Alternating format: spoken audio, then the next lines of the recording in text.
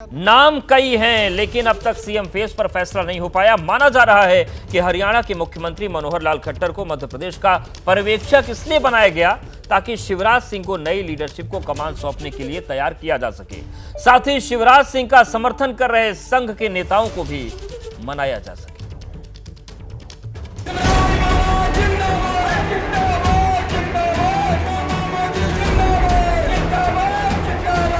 संगठन का निर्णय सर्वोपरि होता है। पार्टी जिसको तय करेगी, जो हाईकमांड जिसको चाहेगा वो बनेगा। चेहरे बदलते जाइए, लेकिन मध्य प्रदेश का अगला सीएम कौन होगा? इस सवाल पर बीजेपी विधायकों का जवाब नहीं बदलेगा। कहीं पेच नहीं फंसा हुआ है। ऑब्जर्वर पार्टी ने नियुक्त कर दिए और जल्दी नए मुख्यमंत्री तय हो जाएंगे। जो पार्टी जिसको भी निर्णय देगी वो मुख्यमंत्री रहेगा। मध्य प्रदेश में सीएम फेस पर सस्पेंस राजस्थान से भी ज्यादा गहरा है। ये चर्चा भले ही है कि बीजेपी की रणनीति नए चेहरे को कमान सौंपने की है। प्रहलाद पटेल, नरेंद्र सिंह तोमर और वीडी शर्मा का नाम सीएम पद की रेस में शुमार है, लेकिन इस बात से भी इनकार नहीं कि शिवराज सिंह चौहान सीएम पद की रेस में कहीं पिछड़ते नहीं दिख रहे। 3 दिसंबर को नतीजों के बाद से ही दिल्ली आने के बजाय शिवराज सिंह चौहान लगातार सार्वजनिक कार्यक्रमों में हिस्सा ले रहे हैं। विधानसभा चुनाव के बाद अब शिवराज सिंह आने वाले लोकसभा चुनाव को लेकर मिशन मोड में हैं। पहले हम उन विधानसभा में जा रहे हैं जहां विधानसभा के चुनाव में हम नहीं जीते, लेकिन अब हमारा एक संकल्प है कि सभी 29 लोकसभा की सीटें मध्य प्रदेश की भारतीय जनता पार्टी जीते, किसी विधानसभा में हम ना हारे, इसके लिए विजय अभियान प्रारंभ हुआ है। इस बीच शिवराज सिंह चौहान से बीजेपी के बड़े नेताओं की मुलाकात का सिलसिला भी जारी है। शुक्रवार शाम को प्रहलाद पटेल ने शिवराज सिंह से मुलाकात की, जो खुद सीएम की रेस में बड़ा चेहरा बताए जा रहे हैं। दूसरी ओर भोपाल में सियासी हलचल तेज है। वहीं सीएम की रेस में दूसरा बड़ा नाम नरेंद्र सिंह तोमर ने सीएम फेस पर फैसला हाईकमान पर छोड़ दिया है। तो सिलसिला चल रहा है नामों को साधने का, और एक बार फिर से भोपाल का रुख करते हैं। हमारे साथ ब्रजेश और आशीष लगातार बने हुए हैं। ब्रजेश, जिस तरीके से मनोहर लाल खट्टर को जिम्मेदारी दी गई, क्या ये भी एक स्थिति है कि शिवराज सिंह चौहान से इतर अगर कोई चेहरा चुना जाता है तो शिवराज सिंह चौहान को मनाना भी एक चुनौती हो सकती है? संघ की पसंद है तो संघ के नेताओं को मनाना भी एक चुनौती हो सकती है मध्य प्रदेश में? बिल्कुल, दरअसल यही बताया जा रहा है कि शिवराज सिंह चौहान के पीछे जो सारी बैकिंग है, सारा समर्थन है, वो संघ के नेताओं को है। उसकी बड़ी वजह यही है कि शिवराज सिंह चौहान ने इतने अपने पूरे कार्यकाल के दौरान संघ के जितने एजेंडे थे उनको बड़ी काबिलियत के साथ पूरे किए हैं। संघ के सारे आनुषंगिक संगठनों के जितने दफ्तर हैं भोपाल में उतने शायद ही कहीं होंगे।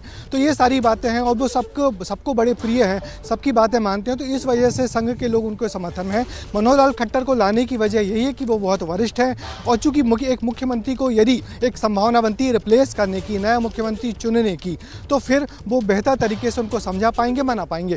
क्योंकि मध्य प्रदेश में तकरीबन 30 साल बाद ऐसा हो रहा है कि जब इतने बड़े बड़े ऑब्जर्वर आ रहे हैं। इसके पहले 2003 में हुआ था, जब उमा भारती को यहाँ पे चुना गया था, तब बड़े ऑब्जर्वर्स आए थे, उन्होंने बड़ी बैठकें की थी और उमा भारती का नाम प्रस्तावित किया था, क्योंकि उस वक्त ही बड़े बड़े नाम मध्य प्रदेश में चुनाव जीत के आए थे। तो यही वजह है कि इस वक्त ही मनोहर लाल खट्टर को लाने की वजह यही है कि संघ के नेताओं को समझा पाएंगे, शिवराज सिंह चौहान को समझा पाएंगे और एक नया नाम दे पाएंगे, यदि ये कंडीशन बनती है तो। वरना लोग यही कह रहे हैं, यही मान रहे हैं कि शिवराज सिंह चौहान जिस तरीके से जमीन छोड़ने को तैयार नहीं है, जिस तरीके से अपने मिशन में लग गए हैं, वो मिशन पार्टी को पसंद है, आरएसएस के लोगों को पसंद है और जनता को भी निश्चित ही पसंद है। मगर बात वही है कि यदि पार्टी लीडरशिप बदलने की सोच रही है तो मनोहर लाल खट्टर से बेहतर पर्यवेक्षक कोई दूसरा नहीं होगा। बिल्कुल।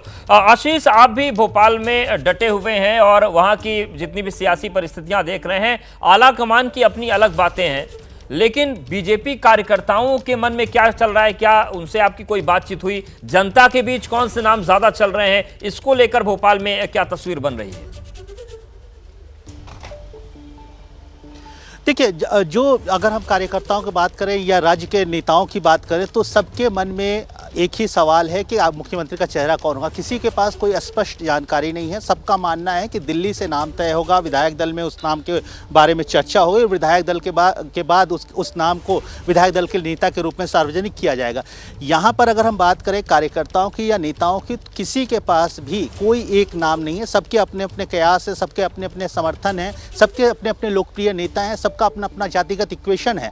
इन सब के बावजूद किसी के पास कोई एक नाम पर सहमति बनती नजर नहीं आती, चाहे वो यहाँ के राज्य के नेता हो या कार्यकर्ता हो या एक्टिव पार्टी वर्कर्स हो जो कार्यालय में होते हैं। जी बिल्कुल। ब्रजेश, एक सवाल और भी है कि जो 6 चेहरे रेस में चल रहे हैं, प्रहलाद पटेल की तस्वीरें बहुत ज्यादा सामने आ रही। दिल्ली की बात करें तो डॉक्टर मुरली मनोहर जोशी उनको लड्डू खिला रहे थे।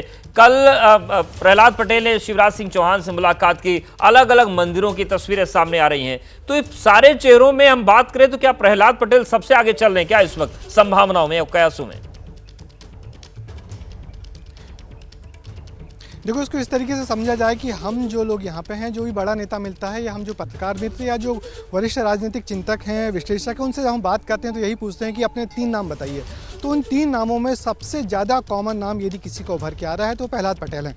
प्रहलाद पटेल की कुछ खासियतें हैं। दरअसल उनके पास वो 5 बार के लोकसभा के सांसद हैं, 2 बार या 3 बार वो केंद्रीय मंत्री रह चुके हैं। एक युवा चेहरा है, लोधी चेहरा है। लोधी जाति मध्य प्रदेश, राजस्थान, उत्तर प्रदेश तीनों जगह पाई जाती है।